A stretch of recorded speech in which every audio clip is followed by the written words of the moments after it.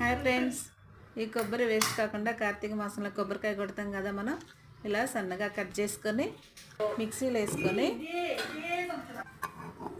మిక్సీకి పట్టుకొని ఇలా పట్టుకొని పక్కన పెట్టుకోవాలండి.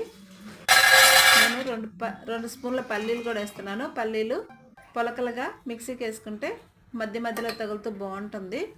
బాండి స్టవ్ మీద పెట్టి 2 స్పూన్ల నెయ్యి వేసి కాగబెట్టుకోవాలండి.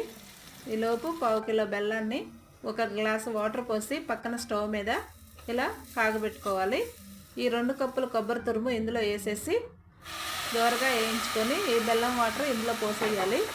బాగా మిక్స్ చేసుకొని పల్లీల పొడిని ఇందులో వేసేసి నేను 2 స్పూన్ల నువ్వులు కూడా వేసానండి.